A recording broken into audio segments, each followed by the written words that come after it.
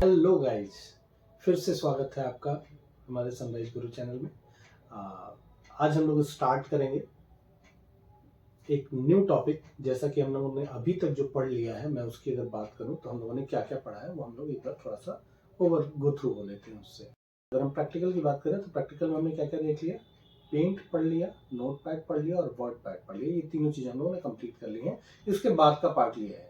अब इसके बाद आपका स्टार्ट होगा तो MS वर्ड स्टार्ट होगा, लेकिन उसके भी पहले हम कंप्यूटर को ऑपरेट करने के लिए बहुत सारी चीज़ों की ज़रूरत पड़ती है, चीज़ों को जानने की ज़रूरत पड़ती है। वो सारी चीज़ें हम लोग आज देखेंगे कि कैसे हम इस चीज़ों को करते हैं।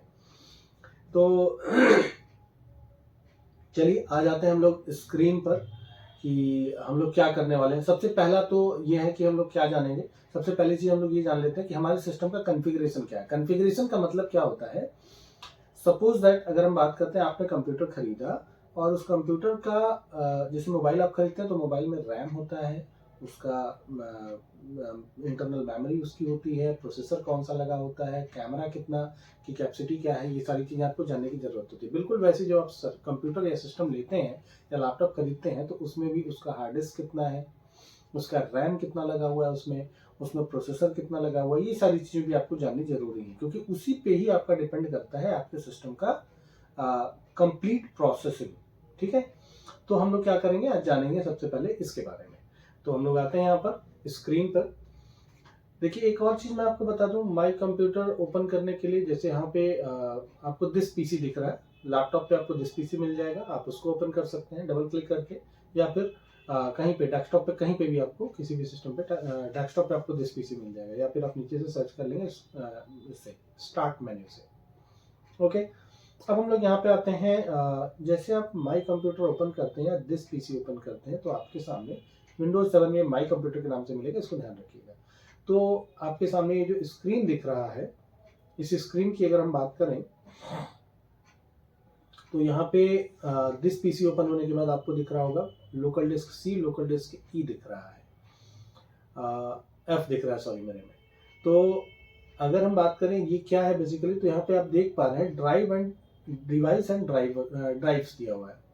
मतलब आपके कंप्यूटर में जो हार्ड डिस्क लगी हुई है, उस हार्ड डिस्क की कैपेसिटी क्या है वो पूरा कंप्लीट आपका यहाँ पे शो हो रहा होता है।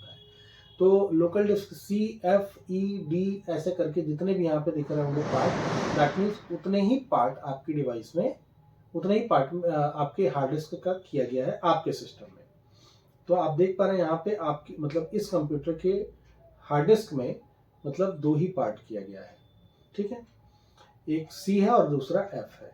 तो हम क्या जानना चाहते हैं कि इसकी कैपेसिटी क्या है। आप देख पा रहे हैं यहाँ पे 41.4 GB फ्री ऑफ 97.0 GB लिखा हुआ है। तो इसका मतलब ये हुआ कि इस C वाले ड्राइव का 97.0 GB इसका स्पेस है। दूसरा सेम ऐसे ही अगर हम बात करें न्यू वॉल्यूम F में, अगर हम देखें 36.4 GB फ्री ऑफ 140 GB, मतलब 140 करीब इसका है। तो 140 और 97 करीब कितना हो गया, 237।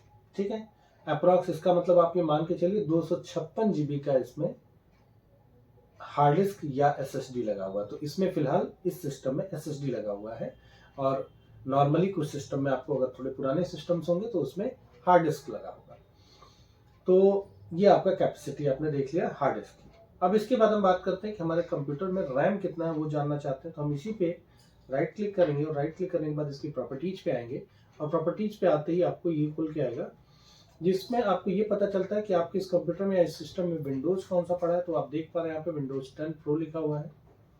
इसके बाद आप देख पा रहे हैं यहाँ पे इंस्टॉल्ड मेमोरी कौन सी है, रैम इंस्टॉल्ड मेमोरी रैम कितनी है, तो 8.0 GB, मतलब कि 8 GB की रैम है इसमें। प्रोसेसर भी यहाँ पे Intel are core i5 processor है जिसमें 2.30 GHz जिसकी स्पीड है, और i5 में 53 समथिंग दिया हुआ है, दैट मीन्स ये 5th जनरेशन का i5 का प्रोसेसर लगा हुआ है। नेक्स्ट आप यहाँ पे एक और चीज देख पा रहे हैं, सिस्टम का टाइप क्या है, तो 64 बिट का ऑपरेटिंग सिस्टम इसमें लगा हुआ है। ओके, तो ये इतनी इन्फॉर्मेशन जो जरूरी थी आपके लिए। और इसके बाद यहाँ पे कंप्यूटर का नेम भी कभी कभी जरूरत पड़ जाता है, वो भी आप यहाँ पे ही देख पाएंगे। कंप्यूटर का नाम, आपके कंप्यूटर का नाम क्या है तो वो यहाँ से दिख रहा है आपको। ये सारी चीजें हमने यहाँ से देख ली। क्लियर है, हार्ड डिस्क भी देख लिया और हमने रैम और कंप्यूटर के प्रोसेसर की स्पीड वगैरह भी देख ली कि कितनी है, और ये सारी चीजें हमने देख ली। नेक्स्ट अब हम बात करते हैं, जब भी कोई भी विंडो हम ओपन करते हैं, कोई फोल्डर, सपोज देखिए डॉक्यूमेंट नाम का हमने फोल्डर यहाँ पे ओपन कर लिया, तो डॉक्यूमेंट नाम का फोल्डर ओपन हुआ। सेम ऐसे ही कोई भी फोल्डर जब हम ओपन करते हैं, ओपन करने के बाद आपके सामने ये जो पूरा कंप्लीट विंडो खुल के आ रहा है, इस विंडो में सबसे ऊपर वाला जो दिख रहा है, जिसपे यहाँ पे देखिए आप न्यू फोल्डर लिखा हुआ है, जो सबसे ऊपर वाला बार है, इस बार को हम क्या बोलते हैं, इसको हम बोलते हैं टाइटल बार।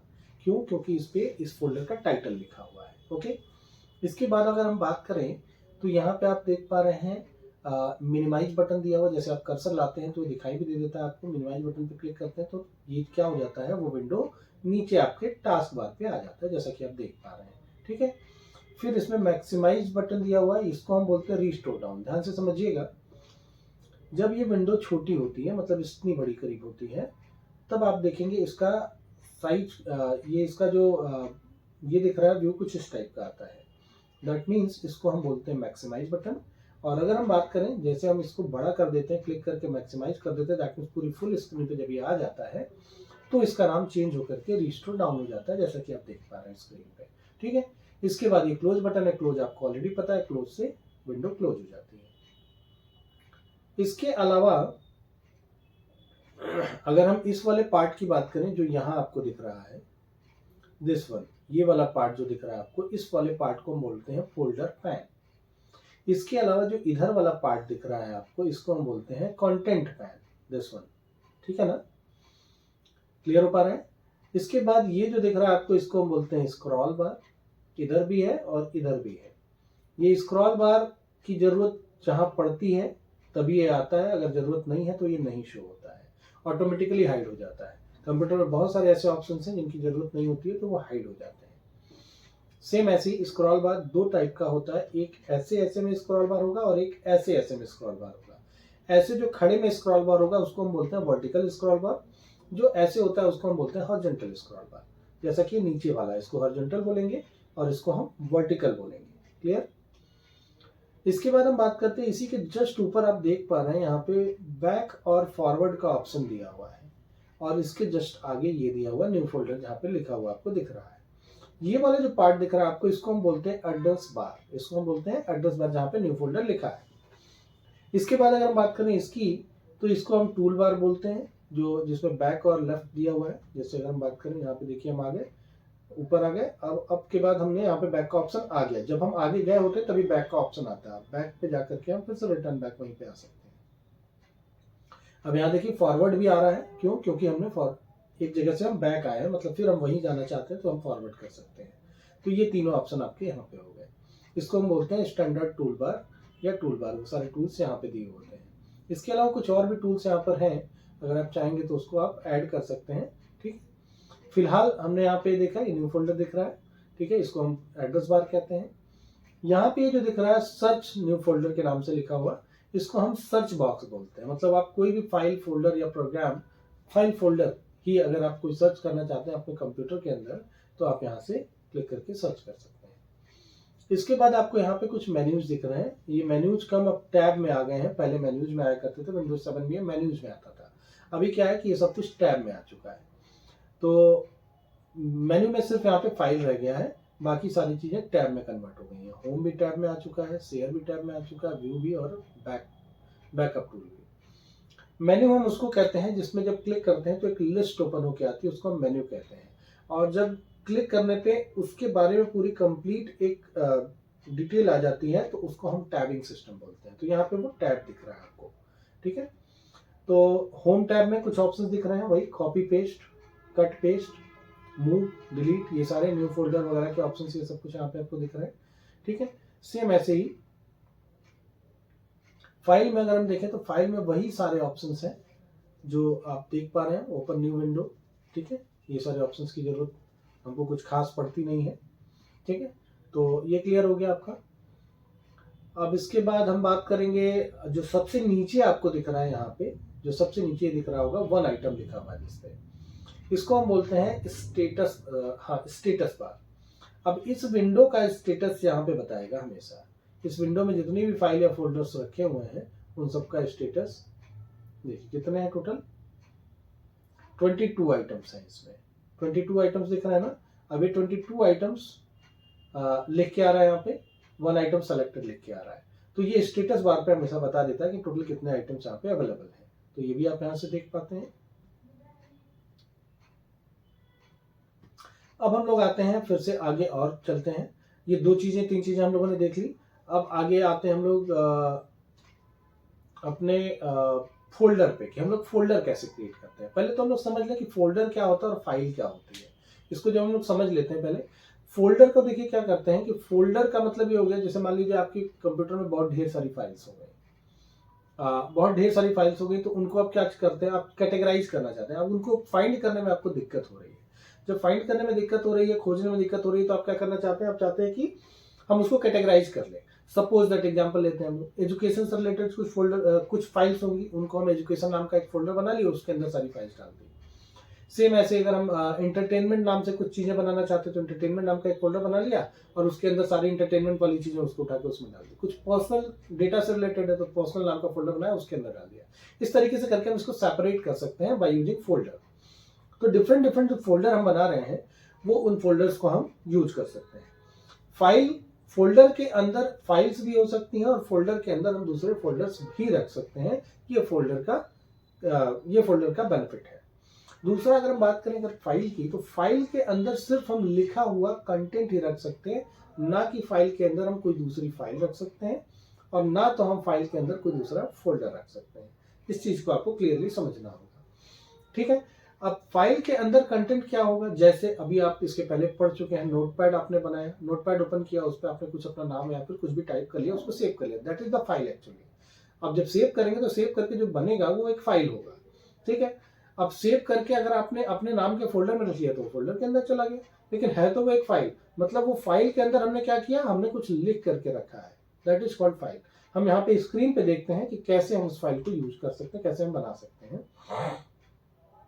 अगर हमने आपको कह दिया है कि आपको एक फोल्डर बनाना है तो आप क्या करेंगे एक राइट क्लिक करेंगे और न्यू पे जाएंगे और न्यू पे क्लिक करके आप एक फोल्डर को क्रिएट कर लेंगे।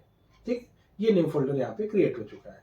अब इस न्यू फोल्डर को क्रिएट होने के बाद अगर बाहर क्लिक कर दिया आपने तो डायरेक्टली ऐसा शो होने लगेगा। अगर आप इसका नाम चेंज करना चाहते हैं तो अब इस पर राइट क्लिक करके आप रीनेम भी कर सकते हैं, उस फोल्डर को डिलीट भी कर सकते हैं। वो सारे ऑप्शंस आपको यहाँ पे मिल जाएंगे। तो मान लीजिए इसका नाम हम रखना चाहते हैं सनराइज, हमने सनराइज नाम डाल दिया है। अब ये क्या कह रहा है कि सनराइज नाम से the destination already contain the folder name sunrise. ये कह रहा है कि सनराइज नाम से ऑलरेडी यहाँ पे फोल्डर है, जैसा कि आप देख पा रहे हैं यहाँ पे दिख रहा है। सेम ऐसे ही आपको ये चलिए अच्छा हुआ कि ये तुरंत आपको दिख गया है। सनराइज नाम से ऑलरेडी एक फोल्डर है। जिस तरीके से एक म्यान में 2 तलवार नहीं हो सकती, सेम वैसे ही यहाँ पे भी एक नेम से एक से अधिक फोल्डर या एक नेम से एक से अधिक फाइल सेम लोकेशन पे नहीं हो सकती है। तो मुझे क्या करना पड़ेगा इसका नाम में कुछ चेंज करना पड़ेगा। मैंने सनराइज 1 कर दिया है इसका नाम, आप देख पा रहे हैं ये एक्सेप्ट हो चुका है। सेम ऐसे इस फोल्डर के अंदर अगर आप कोई दूसरा फोल्डर बनाना चाहते हैं या फिर यही कोई दूसरा फोल्डर बनाना है तो आप फिर से राइट क्लिक करेंगे, फिर न्यू पे क्लिक करेंगे और फोल्डर पे आ जाएंगे। यहाँ पे सनराइज 2 नाम का बना लिया या फिर कोई भी नाम जो आप रखना चाहते हैं वो रख सकते हैं। अब इसके बाद इसको ओपन करना, डायरेक्टली ओपन करके एंटर बटन दबा के भी आप ओपन कर सकते हैं या फिर डबल क्लिक करके भी आप ओपन कर सकते हैं। अब आप ओपन करने के बाद अगर इस फोल्डर के अंदर कोई फोल्डर बनाना है तो इसको ओपन करना पड़ेगा। ओपन करने के बाद ओपन करने के 2 तरीके होते हैं, ध्यान से समझिएगा। राइट क्लिक करके भी हम ओपन कर सकते हैं ऐसे, या फिर हम डबल क्लिक करके भी इसको ओपन कर सकते हैं ऐसे। ठीक है ना, किसी भी फोल्डर या किसी भी फाइल को या किसी भी प्रोग्राम को। तो राइट क्लिक हमने किया और ओपन कर लिया। अब ये फोल्डर ओपन हो चुका है। अब ये इसके अंदर आप देख पा रहे हैं अभी तक फिलहाल कुछ नहीं दिख रहा है। यहाँ लिख के भी आ रहा है दिस फोल्डर इज एम्प्टी। इसका मतलब ये होगा कि इस फोल्डर के अंदर अभी तक फिलहाल ना तो कोई फाइल है और ना तो कोई फोल्डर है। अगर आप चाहते हैं कि इस फाइल के अंदर एक फोल्डर और क्रिएट कर लिया जाए तो हम इसके अंदर एक फोल्डर क्रिएट कर लेते हैं राइट क्लिक करके। वैसे ही इस फोल्डर का नाम हमने ओके रख दिया है। अगर आप चाहते हैं कि इसी के अंदर कोई फाइल भी क्रिएट कर लिया जाए तो राइट क्लिक करके आप न्यू में जब आते हैं तो यहाँ पे फोल्डर का भी ऑप्शन आता है और यहाँ पे फाइल्स का भी ऑप्शन आता है। अब फाइल्स में आप कौन सी फाइल इंस्टॉल यहाँ पे क्रिएट करना चाहते हैं। Text document that means Notepad की file, rich text format that means WordPad की फाइल, या फिर इसमें से जो भी आप चाहते हो। ठीक है, तो हमने मान लीजिए टेक्स्ट डॉक्यूमेंट पे क्लिक कर लिया और इसका नाम जो अभी आप चाहते हैं वो आप ले सकते हैं। अब ये फाइल जो बनी है ये सनराइज 1 वाले फोल्डर के अंदर बनी है, जैसा कि आपको दिखाई दे रहा है। दूसरी चीज, इस फाइल के अंदर अभी तक फिलहाल कुछ नहीं लिखा हुआ, आप इसको ओपन करेंगे तो आपको पता चलेगा ये फाइल बिल्कुल ब्लैंक है। जैसा कि अभी तक आपने देखा था इसके पहले कि जब हम नोटपैड की फाइल क्रिएट करते हैं उसके बाद हम उसको सेव करते हैं। एक तो वो तरीका होता है, आपके पास एक ये भी ऑप्शन है कि राइट क्लिक करने के बाद न्यू के पास ऑप्शन जो आ रहा है वहां से भी आप उस पर क्लिक करके फाइल को क्रिएट कर सकते हैं, उसमें सेव हो जाएगी फाइल वहीं पे, और उसमें जो भी लिखना चाहते हैं बाद में आप ओपन करके लिख सकते हैं। इस तरीके से भी हम इसको कर सकते हैं। और चीजें हम लोग देख लें, इसमें कुछ और ऑप्शंस हैं यहाँ पे। किसी भी चीज पे, किसी भी फाइल या फोल्डर पे, किसी भी फाइल या फोल्डर पे जब हम लेफ्ट क्लिक करते हैं तो लेफ्ट क्लिक करने से क्या होता है, जैसा कि आप स्क्रीन पे देख पा रहे हैं कि लेफ्ट क्लिक करने से फाइल या फोल्डर सेलेक्ट होता है, जैसा कि आप देख पा रहे हैं इस तरीके से। अगर आप एक से अधिक फाइल या फोल्डर को सेलेक्ट करना चाहते हैं तो आप यहाँ पे क्लिक करके, लेफ्ट वाला क्लिक दबा करके आप ऐसे खींच देंगे तो क्या होगा कि जहां तक आप खींच लेंगे वहां तक के फाइल या फोल्डर सेलेक्ट हो जाएंगे। इसके अलावा अगर हम कंट्रोल दबा करके भी अगर आप चाहते हैं सेलेक्ट करना, जैसे सपोज दैट हमने अभी जब जस्ट सेलेक्ट किया था तो ये सारे एक साथ सेलेक्ट किए थे। अगर हम चाहते हैं कि सारा एक साथ हमको सेलेक्ट नहीं करना है, हम चाहते हैं कि इसको सेलेक्ट कर लें, इसको सेलेक्ट कर लें, इसको सेलेक्ट कर लें। अब इन चीजों को हम सेलेक्ट करना चाहते हैं तो हम क्या करेंगे, अब ऐसे करेंगे तो सारा हो जाएगा। तो इसके लिए हमारे पास ऑप्शन होता है, हम कंट्रोल प्रेस किए रहेंगे और उसके बाद हम इसको, जिसको सेलेक्ट करना है उसको प्रेस कर लेंगे, उस पर कर्सर ले जाके क्लिक कर लेंगे। देखिए आप देख पा रहे हैं हम इस तरह से इसका कट फॉर्मेट में भी हमने सिलेक्शन कर लिया है। सिलेक्शन करने के बाद आप उसको कॉपी कर सकते हैं, उसको पेस्ट कर सकते हैं, उसको कट कर सकते हैं, ये सब कुछ आप कर सकते हैं। जैसा कि आप देख पा रहे हैं, मान लीजिए यहाँ पे पीओ नाम की फाइल आपको दिख रही है, हम इस पर राइट क्लिक करेंगे, राइट क्लिक करने के बाद हम इसको कॉपी कर लेंगे। कॉपी करके हम चाहते हैं सनराइज 1 वाले फोल्डर में इसको डाल दें, तो हम यहाँ आएंगे, राइट क्लिक करेंगे इसके ऊपर और यहाँ पे ला करके हम पेस्ट कर देंगे। जहां पे भी आपको उसको पेस्ट करना है वहां पे ला करके आप उसको पेस्ट कर सकते हैं। ये तो था कॉपी और पेस्ट। अगर हम चाहते हैं कि इसी फाइल को हम यहाँ पे अब कॉपी ना करें, कट कर लें, अगर हम चाहते हैं कि वो फाइल वहां पे ना रहे, हम चाहते हैं कि वो फाइल वहां से हट जाए, तो हम चाहेंगे, हम क्या करेंगे, राइट क्लिक करेंगे और कट करेंगे, और कट करने के बाद यहाँ पे सनराइज 2 में हम ला करके पेस्ट कर दिया हमने।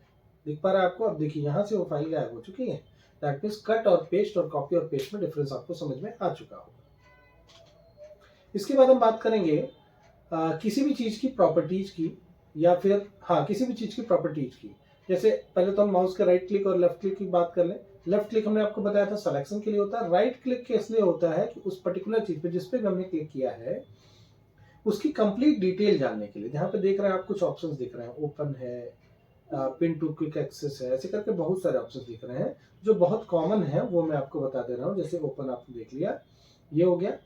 Pin to quick access, quick access का मतलब यहाँ पे आ जाएगा आपके इसमें, क्विक एक्सेस में आकर के ये चीज यहाँ पे आ जाएगी जिससे आप आसानी से उसको एक्सेस कर पाएंगे। इसके बाद अगर हम बात करें, सेंड टू है, मतलब इस पर्टिकुलर फाइल को आप कहीं दूसरी लोकेशन पे भेजना चाहते हैं तो आप यहाँ से भेज सकते हैं। ब्लूटूथ के थ्रू भेजना चाहते हैं या फिर मेल के थ्रू भेजना चाहते हैं, डेस्कटॉप पे भेजना चाहते हैं शॉर्टकट बना करके, या कैसे करना चाहते हैं वो आप ऐसे कर सकते हैं। कोई भी फोल्डर कहीं भी रखा हुआ उस पर राइट क्लिक करके आप send to desktop create shortcut कर देंगे तो आपको बार बार वहां ओपन करने के लिए नहीं जाना पड़ेगा। डेस्कटॉप पे उस फोल्डर का एक शॉर्टकट बन जाएगा और वहां से ही आप ओपन कर पाएंगे। कट का मतलब मैंने आपको बता ही दिया था, राइट क्लिक करने पे कट का जो ऑप्शन आता है। कॉपी का भी मैंने आपको बता ही दिया है। क्रिएट शॉर्टकट, ऐसे भी क्लिक करके आप क्रिएट शॉर्टकट बनाएंगे, लेकिन इसमें और उसमें क्या डिफरेंस था, सेंड टू वाले क्रिएट शॉर्टकट में, यहाँ पे क्रिएट शॉर्टकट करेंगे तो शॉर्टकट यहीं बन के आएगा, फिर आपको जहां ले जाना वहां लेके जाना पड़ेगा। और उसमें क्या था कि ऑटोमेटिकली वो डेस्कटॉप पे ही क्रिएट होगा, चाहे फाइल कहीं भी रखी हो। इसके बाद डिलीट का ऑप्शन है, जैसे आप डिलीट पे क्लिक करेंगे ये फाइल या फोल्डर डिलीट हो जाएगा। फिर रीनेम का ऑप्शन है, रीनेम पे जैसे आप क्लिक करेंगे तो इस फाइल का नाम आप चेंज कर पाएंगे, ऑलरेडी आपको बताया जा चुका है। इसके बाद हम बात करते हैं प्रॉपर्टीज की। प्रॉपर्टीज क्या होता है? प्रॉपर्टीज मतलब किसी भी फाइल, फोल्डर या प्रोग्राम की प्रॉपर्टीज पे आप जाकर उसके बारे में और ज्यादा डिटेल से आप समझ सकते हैं और जान सकते हैं उसके बारे में। जब आप प्रॉपर्टीज पे क्लिक करते हैं तो आपके सामने कुछ ऐसा ओपन होकर आता है, छोटा सा विंडो जिसमें उस फोल्डर का नाम और प्रॉपर्टीज लिखा हुआ है। यहाँ पे सबसे पहले यहाँ पे इसका नाम लिखा होता है, फिर इसका टाइप लिखा होता है कि किस टाइप का है, तो फोल्डर टाइप का है। लोकेशन दी हुई कि रखा कहाँ पे हुआ है, सी ड्राइव, यूजर, परफेक्ट, और उसके बाद फिर डेस्कटॉप नाम के फोल्डर पे रखा हुआ है। डेस्कटॉप पे ही रखा हुआ है, ठीक है। डेस्कटॉप इसी को बोलते हैं, आपको ऑलरेडी बताया जा चुका है। साइज, साइज क्या होता है? साइज मतलब इस फोल्डर की साइज क्या है, 42 बाइट्स दिख रहा है इसमें। साइज ऑन डिस्क, अगर हम इसको डिस्क में राइट करें, दैट मीन सीडी में राइट करें, तो इसकी साइज क्या होगी, तो 0 बाइट। क्यों? क्योंकि फोल्डर की फिलहाल कोई साइज नहीं मानी जाती है, दैट मीन फोल्डर कोई भी साइज कंटेन नहीं करता है। कंटेन 2 फाइल 1 फोल्डर, ये कह रहा है कि इसके अंदर क्या रखा हुआ है, 2 फाइल्स रखी हुई है और 1 फोल्डर रखा हुआ है। इसको जरा ओपन करके देखें, क्या आप देख पाएंगे? देखिए 2 फाइल्स रखी है और 1 फोल्डर रखा हुआ है। अच्छा, वो इसलिए बता रहा था कुछ साइज, क्योंकि इस वाले फोल्डर में, इस वाली फाइल में कुछ चीजें लिखी हुई है, इसलिए ऐसा बता रहा था, साइज में कुछ दिखा रहा था। इसके बाद आप देख पा रहे हैं यहाँ पे क्रिएटेड, ये फोल्डर कब क्रिएट किया गया वो यहाँ पे शो हो रहा है। थर्सडे क्रिएट किया गया है, 6 फरवरी को क्रिएट किया गया है और 2025 को 7:31 में, मतलब थोड़ी देर पहले ही अभी ये क्रिएट किया गया है। ये क्लियर हो गया आपका? अब इसके बाद हम इसको ओके कर लेंगे। ये बेसिक जानकारी थी, बाकी इसके अलावा और भी बहुत सारी चीजें इसमें है, लेकिन इसमें बहुत ज्यादा चीजें हम आपको नहीं बता रहे हैं। एक कस्टमाइज के ऑप्शन में देख सकते हैं, कस्टमाइज में आपको मैं बता देता हूँ थोड़ा सा। चेंज आइकन, आप ये चाहते हैं कि इस फोल्डर को हम दूसरे तरीके से, कुछ दूसरी इमेज लगा दिया जाए फोल्डर पे, तो आप चेंज आइकन पे क्लिक करेंगे और इतनी सारी इमेजेस यहाँ पे दी हुई है, इनमें से कोई भी इमेज जो आप चाहते हैं वो लगा सकते हैं। सपोज दैट आपको ये ट्री अच्छा लग रहा है, तो आप अपने फोल्डर पे आप ट्री का शेप दे दीजिए और उसके बाद अप्लाई करके ओके कर लीजिए, वो ट्री के शेप में कन्वर्ट हो जाएगा। कौन? सनराइज 1 जो आपने सेलेक्ट किया था। देखिए कन्वर्ट हो गया, ठीक है ना? इस तरीके से हम इसको कन्वर्ट कर सकते हैं। इसके अलावा अब ये तो था फोल्डर की प्रॉपर्टीज आपने देखी। इसके अलावा अगर हम फाइल की प्रॉपर्टीज की बात करें, तो फाइल की प्रॉपर्टी को भी आप देखें कि फाइल की प्रॉपर्टी क्या है। अब कोई भी फाइल ले लेते हैं, जैसा कि ये फाइल आपको दिख रहा है, पीओ नाम की फाइल है। इसकी प्रॉपर्टीज पे हम लोग जाते हैं। इसकी प्रॉपर्टीज पे हमने क्लिक किया, क्लिक करते ही आपके सामने ये पीओ की प्रॉपर्टी ओपन हो गई। इसका नाम दिख रहा है, इसका टाइप दिख रहा है कि ये टेक्स्ट डॉक्यूमेंट है, मतलब एक नोटपैड की फाइल है टेक्स्ट टाइप की। ओपन विद, हम इसको किस में ओपन कर सकते हैं, तो नोटपैड में ओपन कर सकते हैं। लोकेशन, ये फाइल कहाँ रखी है वो भी आपको दिख रहा है। साइज इसकी क्या है, 42 बाइट की इसकी साइज है। साइज ऑन डिस्क, अगर हम इसको डिस्क में राइट करेंगे तो कितनी आएगी, बिल्कुल ना के बराबर है, बिल्कुल, इसलिए 0 बाइट दिखा रहा है। यहाँ पे देखिए आपको कुछ नई चीजें दिख रही हैं, 3 चीजें यहाँ पे दिखाई दे रही हैं। इसके पहले जो आपने देखा था उसमें सिर्फ क्रिएटेड लिखा था, जो फोल्डर वाले में था, लेकिन यहाँ पे फाइल वाले में क्या है कि यहाँ पे 3 ऑप्शन दिख रहे हैं। एक क्रिएटेड दिख रहा है, दूसरा मॉडिफाइड दिख रहा है और तीसरा एक्सेस दिख रहा है। क्रिएटेड का मतलब इस फाइल को कब क्रिएट किया गया था वो डेट आपको यहाँ पे शो हो रहा है। थर्सडे 6 फरवरी 2025 को इस फाइल को यहाँ पे रखा गया है, क्रिएट करके रखा गया है, या फिर कहीं से लाके रखा गया है 7:36 6 PM पे। मॉडिफाई इस फाइल में कब किया गया था, फ्राइडे दिसंबर 13 दिसंबर 2024 में इसमें मॉडिफाई किया गया था 2:15 पे। अब आप ये सोच रहे होंगे कि जब फाइल क्रिएट ही अभी किया गया है तो मॉडिफाई पहले कैसे हो सकता है। तो मैटर इसका ये है कि आपने देखा था ये फाइल ऑलरेडी डेस्कटॉप पे पड़ी हुई थी और डेस्कटॉप से मैंने इसको कट करके यहाँ पे ले आया हूँ। तो कट करके यहाँ पे लाने से नहीं, कट करने से पहले मैंने इस फाइल को कॉपी कर लिया था, मतलब कॉपी करके मैं इस फोल्डर को यहाँ पे ले आया हूँ। तो कॉपी करके मतलब कहने का ये है कि इस सनराइज 1 वाले फोल्डर के अंदर ये कब आया, इस लोकेशन पे ये कब आया।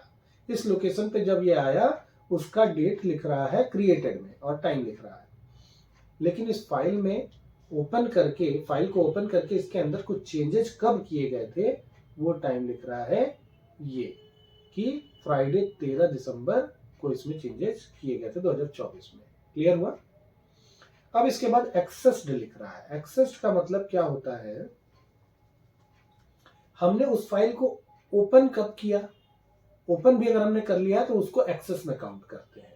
तो ये बता रहा है कि टुडे, मतलब दैट मीन्स आज की डेट में 6 फरवरी को 4 मिनट पहले हमने इसको एक्सेस किया था, ओपन किया था। ठीक है, तो वो भी ये बता रहा है। ओके, तो ये सारी चीजें इसमें थी जो आपको बतानी जरूरी थी और जिससे आपको ये समझ में आ गया होगा कि कंप्यूटर को हम लोग ऑपरेट कैसे करते हैं। बहुत सारी चीजें इसमें थी जो आपको अभी तक कंफ्यूजन में थे आप, तो वो सारी चीजें समझ में आ गई होंगी। अगर इसमें भी कोई चीज आपको ऐसी हो, दिख रही हो जो आपको नहीं समझ में आई हो, तो आप मुझे प्लीज कमेंट में जरूर बताइएगा और हम लोग आगे कंटिन्यू करेंगे नेक्स्ट वीडियो में। ओके।